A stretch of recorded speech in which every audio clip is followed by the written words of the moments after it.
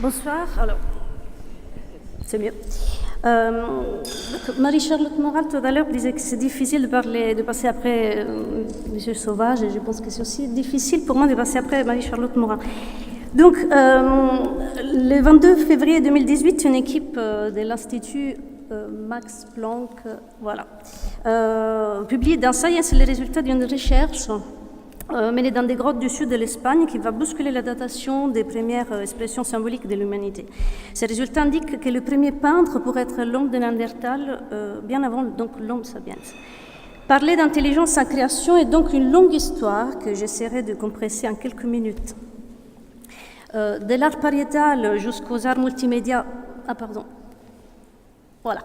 de l'art pariétal au palédique jusqu'aux arts multimédia du XXIe siècle, en passant par les mains les plus fameuses de l'histoire des arts, des enfants gribouillant leur monde imaginaire jusqu'aux créateurs et interprètes de toute forme d'art, des artistes les plus connus jusqu'aux créateurs à la marge, cette intelligence en création artistique n'arrête de nous interroger et de nous émouvoir. Tous activent des connexions fertiles, productrices de sens et de connaissances.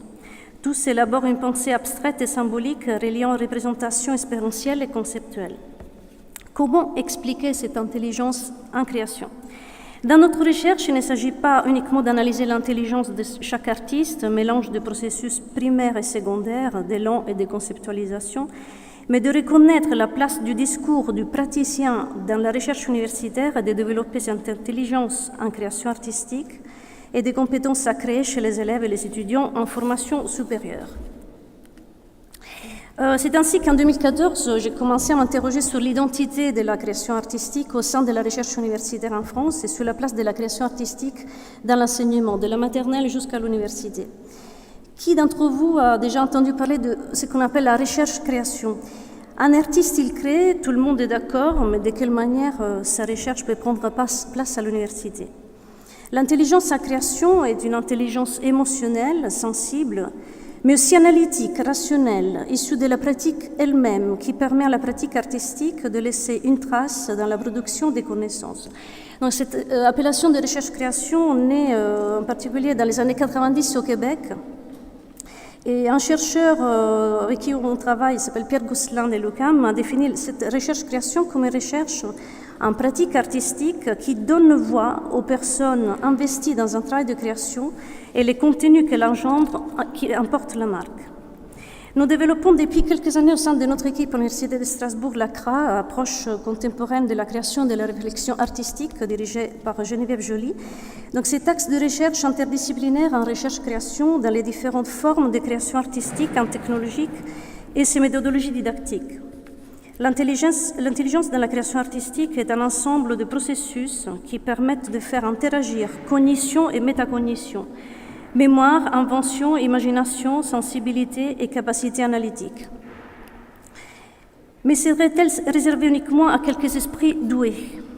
Chacun, à sa manière, peut apprendre à créer. Jean Dubuffet, l'initiateur de la brute, l'art des marginaux, des malades enfermés dans les hôpitaux psychiatriques, est allé jusqu'à affirmer que le vrai art est toujours là où on ne l'entend pas. L'intelligence du créateur réside en grande partie dans les connexions qu'il tisse entre son espace inconscient, conscient, et les autres qui regardent son œuvre, qui l'écoutent et qui la lisent. Son intelligence permet à la nôtre de s'épanouir car c'est finalement un jeu de connexion entre nous-mêmes, artistes ou pas, et nos propres représentations.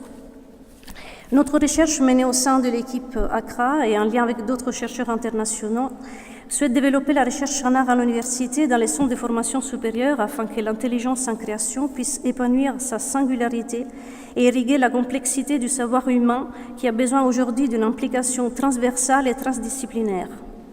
L'intelligence d'un créateur n'est pas uniquement son élan inconscient, mais elle permet de recoudre cette scission entre les sujets et l'objet qui hante depuis le modernisme tout esprit scientifique et dont la connexion ne pourrait qu'apporter de l'oxygène à une humanité en manque d'empathie.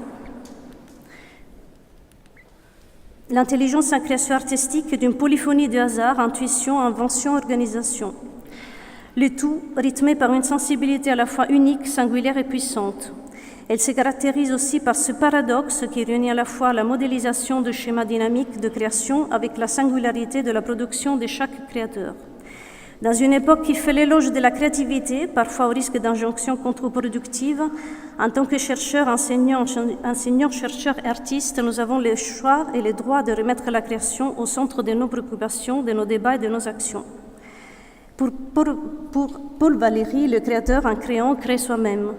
En tant que personne humaine, l'intelligence en création ne pourrait pas exister sans cette approche éthique, une intelligence de la main et de l'intellect, du corps et de l'esprit. Créer pour résister aux doutes, aux incertitudes de nos existences, disait Morin, aux souffrances, aux désirs impossibles, aux paradoxes de notre humanité fragile et pourtant créatrice de formes et de vie. Merci beaucoup.